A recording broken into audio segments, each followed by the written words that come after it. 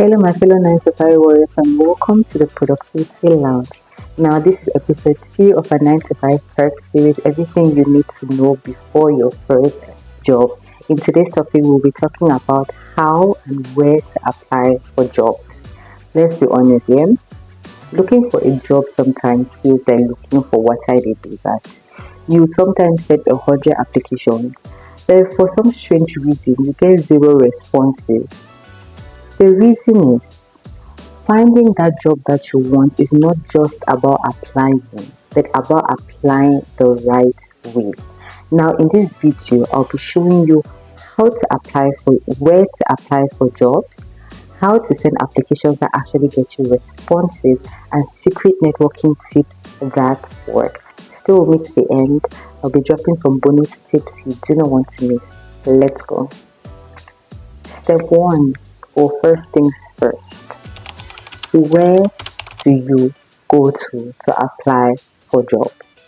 Now you need to be able to know the right site to go to. Most of us always use the same 2 to 3 websites, and if you're the person that goes to Google and type jobs name, we need to have it up because something is not adding up here. There are so many sites that we actually know, or we actually use on a daily basis. They take it for granted, or there are so many job sites that most of us are not aware of. So I'll be reading from my laptop. You see me looking this way. So the local sites we have jobinfocame.com, we have Joko, we have Jobatis, we have Brighter Monday. For global sites, we have LinkedIn, we have Glassdoor, we have Indeed, we have You Work Remotely, that is for remote jobs. And honestly, I would equally speak on social media platforms. Some companies drop job opportunities or job offers on Twitter. You can find them on Instagram and Facebook. So just keep your eyes open. I'm not really versed with TikTok, so I cannot say if job offers are being posted on TikTok, but probably for those who use TikTok, I don't know if you equally can find job opportunities on TikTok. Let me know in the comments and below. Let us know so that we can keep our eyes out as well. But do not sleep on your social media platforms, and equally company websites. So sometimes just go directly to the company's career pages. Like companies are interested in working with, like you can research.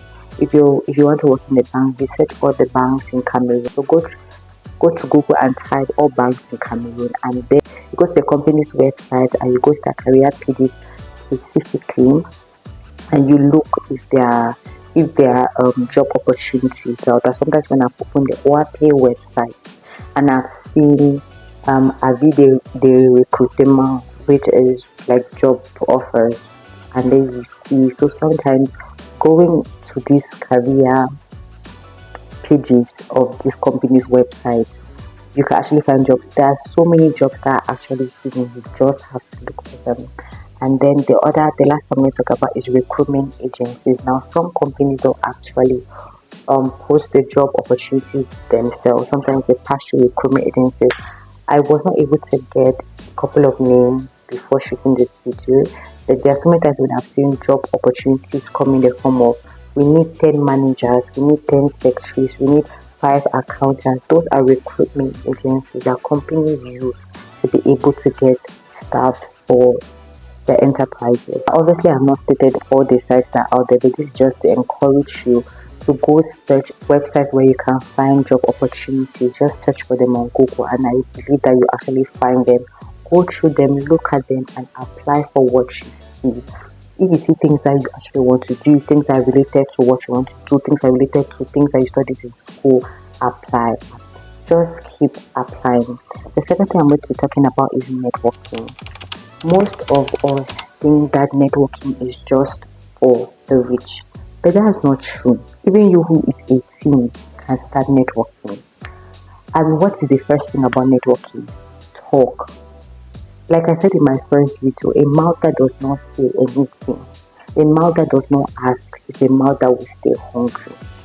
What is the worst thing that will happen? It's either they say no or we don't have any opportunities at the moment. So what are you waiting for? Tell everybody that you are looking for a job. There's no reason for you to be hungry and ashamed. Most of us can be like, oh, but I don't want my friends to know that I don't have work. I don't want my friends to know that, oh, I'm staying with my parents and I'm not doing anything. As people are going to work and they're posting that in their offices and stuff, you two are just coming and forming. Your pockets are empty. You don't truly have work. What are you doing? You're playing with your life. Nobody actually cares about you that much. So ask that uncle that works in the ministry, ask him if there are job opportunities. Even the uncles and family members that are abroad, reach out to them. They might just have friends that they can call you that can get you something. Your friend that is working in the bank or working in that law firm, working in that company, reach out to them and ask them that, is there any job opportunity coming around? I cannot count the number of times that I've received so many job opportunities from my younger sister, coming from my colleague that I work with, as well as my class forum, my classmates in our forum where they come and post job opportunities, or just people that have reached out to me personally saying that, oh, I know that your sister was looking for a job. Has she found a job? If not, these are some opportunities. So talk to people. You never know who is that person that will give, even if it's not the ideal job for you, anything that will be able to launch you into the 9 to 5 words, the corporate space, so that you can start learning and finding your feet while figuring out what it is that you really want to do. That's still a bonus. Another thing is to use LinkedIn, like I said. So you DM hiring managers, you comment on posts, you connect with people, you follow people, you're engaging with people, right? Even on social media platforms, respectful places, right? Attend events. So there are some things called career fairs. In Cameroon, we have promotes that always happens every year. You have seminars, events that are hosted for networking and businesses and entrepreneurs, stuff like that. You have business forums. Join these business groups on Facebook, LinkedIn. Join, integrate them to be able to find opportunities and network with these people, because you can actually make friends from the people on these forums, and then now you can now talk to them one on one that, oh, you're looking for such and so job, things like that, and they might just be the ones to help you. So do not sleep on it. Again, do not sleep on it. Another thing I'm going to say under this networking is to send cold emails. Now I'm going to have a topic, a video where we're going to talk about this separately. The cold email means that you just reach out to the company directly. What do I mean? Sometimes you don't have to wait for the company to come and say, oh, we are hiring, oh, we need this. You open, again, you can research banks in Cameroon, or you research about them, get all the materials that you can get from their website, from their social media accounts, from other publications on Google. Google is an amazing place. And then you're able to see what services they offer and see how you can be able to come in and make it better. If there is a place where you can come in that would propel them to higher heights, send them an email. It's not disrespectful. The worst thing that will happen is for them to not reply you back. That at the end of the day, you will not lose anything. You will not lose your dignity. You will not die. You will not fall sick. For example, you reach out to UBA and you're a social media manager, and you're interested to be their social media manager. You have seen their social media page and you feel like they can do better, and you know that you have the ability to help them create better marketing adverts, better publications. You know how to really, you can better set them up, make them stand out in the social media sphere. And then it could be like, dear sir, my name is Marguerite. I'm a social media manager. Social media manager. I live in Cameroon. This. I've gone through your company's website. I've gone through company's social media platforms, and these are the problems that I've highlighted, and these are the things that I think that you can do, and I'm able to provide all the services. And as a result of following these recommendations that I make, you'll be able to get so and so place, and I believe that I'm the woman for the job. Now you attach your CV, you attach your cover letter, and then you send. And then again, either they reply saying that, oh, we're interested, or we are not interested at the moment, we are still happy working with our current social media manager, or they don't reply, or by the end of the day, it would give you the confidence to keep applying to other banks, other companies. So one of them responds and actually saying that, oh, okay, we're interested. Why don't you come and let's have a conversation and see how we can take it from there, right? So basically, the essence of this second part of this second step of networking is to not be shy. Put yourself out there. Again, one who puts themselves out there is definitely better than one who sits at home waiting for the heavens to open up and their dream job awful in their lives. The first thing we're going to be talking about is applying a strategy. Now, gone are the days, in fact, this 2025, we're no longer going to just send CVs and pray to God to put the CVs in the hands of those that will need the CVs to be in. If, hey, I know that all of us have prayed that prayer, that let nobody hinder my CV, let my CV go to the hands of those that it needs to see. When they see my CV, let them see that I'm the one for the job. How would they say you're the one for the job if your CV is trash? How would they?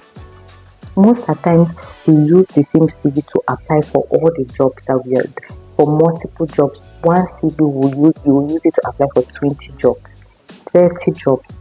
Mama. Remember in my first video, I spoke about the important part of tailoring your CV to the actual job opportunity that you're applying for. And what did I mean by that? What I meant was actually highlight the skills that this particular job opportunity is looking for. This particular company, this particular job offer has highlighted.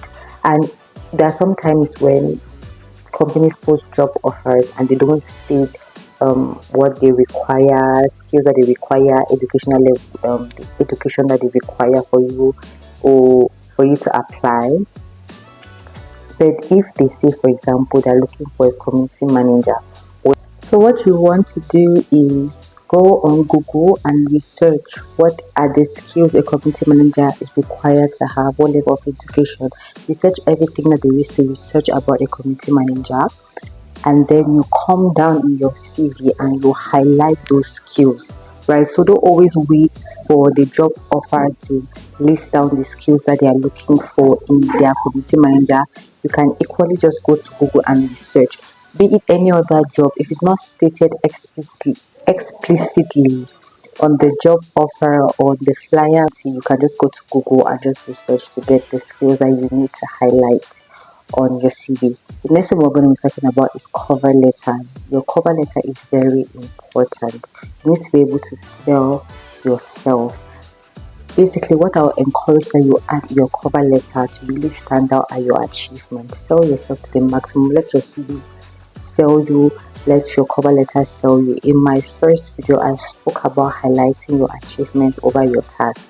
Now, it's good to say, oh, I've done this, I've done that. But it's not just what you can do, but you need to highlight how amazing your skills are. For example, like I stated in if you have not watched the first video, go watch it there because I explained it in greater detail. What I meant by state your achievements more over your task is, for example, you know how to create social media campaigns, you know how to increase followers on social media pages, you know how to edit videos, you know how to create graphics. That's all good and fine. But what you want to highlight is the social media ad campaign that you shot for this company increased their customer base by 2.4%. Now that is an achievement that will actually catch the attention of whoever receives that has come in contact with your application document. Now you're able to stand out from the other people that have applied, because the truth is I have been working since 2019 and have never done this. I recently discovered this when I was researching for this video, and I was just like, this is a gem that many of us are missing out on. Because if your CV and your cover letter sounds just like everyone else, just like the templates that got from Google, everybody sounds the same, then how do you stand out? So in order for you to stand out, these are little things that you need to put into your application. And the next one we're going to talk about is follow up. Now, this is something that many people do not do. So you sent an email, you sent your application, or maybe you did a cold email, or you DM'd a hiring manager on LinkedIn. What you want to do is follow up. Following, sorry, I just verify that I'm recording. Following up is very important. It shows that you're serious, and honestly, it reminds them that you applied.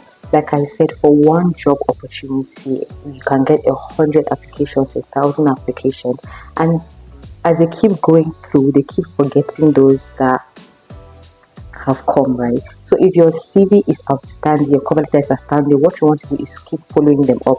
Send them a very short, polite letter asking them like an update on your document, or just reminding them that you filed and you're still waiting to hear from them. You're excited to hear from them. You're excited to work with them, and kind of just a little bit like summary of what you can do for them again in your follow up. Keep following them up. You can do like a week after you have applied, another maybe like 2 weeks, leave 2 weeks to come and pass, and then follow up again, just like that, to constantly um keep you at the forefront of their mind. The final step is preparing for the interview. Now, this is very important. Many of us go for interviews, we are scared, we are unprepared. They ask us questions, we are stammering, they ask us questions we cannot answer. And because you cannot answer, then you start being afraid, you start being uncomfortable, and you start showing. So, what you want to do before your interview is to research the company you're going to for the interview. So obviously you apply for this company. I would hope that you researched on the company. But even if you do not research and you just hurriedly filed sent your application and now you're being called for an interview, please take out the time to research the company, which I would even advise you do before writing your CV, so that you know what they are looking for, and even the cover letter, so that you know how you can be able to position yourself, know how to speak a language that they can understand. Because when you write your cover letter after doing your research on the company, now you're able to write in a way that they can better identify that, okay, this person has actually researched it. Now you're able to state exactly what they need and how you can be able to provide that need. So, notwithstanding, we're talking about preparing for the interview. Research on the company, know their values, know their mission, know where they are located. I remember I came for an interview and I didn't even know the name of the company. I kid you not. I came running for the interview and I didn't know the name of the company I was coming to apply to. I don't know where they were located. I just knew that they were located somewhere in Africa. I do not even know exactly where they were located. I do not even know all that they offer as service. I don't know anything about, like, it was such an embarrassing situation. And apart from researching the company, equally prep for common questions that you'll find in the interview. Like, tell me about yourself. What are your hobbies? What are your strengths? Why are you leaving your current place of work? Because in Cameroon, for example, you have to give like a month's notice before you leave, and I'm of the opinion that you cannot leave a job when you have not found another job. So technically, you should still be working. But if you're a student and obviously you don't have a job yet, so there's no need to, obviously, they will not ask you that question. You're currently working while you're applying to another place. This question will definitely come up. So always prepare a good answer for why you're leaving your previous place of work. Always prepare for the answer of, tell me about yourself. You right? Don't be scared. Talk about yourself, and this is the perfect time to sell yourself. When they ask what are your hobbies, sell your skills. Like, and even basic questions like what is your base salary? I always struggle with this question because I don't want to sound too low. I don't want to sound too expensive, because sometimes you're supposed to give a high price, high salary base, because you're like, okay, maybe I'm too expensive, I don't want to hire me, and then you set it too low, and then it's like, okay, now they might just be taking advantage of you. Should they hire you now? They'll not be paying you based on what it is that they are actually needed of you. So what you want is to prepare the answers to what is your base salary. The next thing that you want to prepare for is have your own questions. Now, it equally shows confidence in your interview where you're able to have questions for the person who's interviewing you. If they speak and at the end of the day they ask that you have questions, you don't have questions, it shows that perhaps you're not listening, or you're not paying attention to what they are saying, or maybe you're just not confident. So always ensure that you have a very, it could just be one question, but let the question be impactful. And last but not least, dress well. Not come looking shabby. If you're a girl, make sure your hair is done, you're looking clean, you're not looking ashy, your clothes are ironed, and even the way you carry yourself, your posture, how you speak, the way you sit down, everything will show confidence. And equally, when you speak to the interviewer, make sure that you're looking him in the eye. That equally builds trust and confidence in what you're saying. Because if you're speaking and looking everywhere else, but the interviewer, it gives the feeling of distrust, or you're lying, or you're not confident, or you're just trying to pick one or two things from your brain. So there you have it, guys. Applying for jobs can be difficult, but it's not impossible. Tell me that in the comments what your biggest challenge is when it comes to job hunting, and we all will help you in the comments down below. Do not forget to like, share, subscribe, and I'll see you in the next episode. I love you. Bye.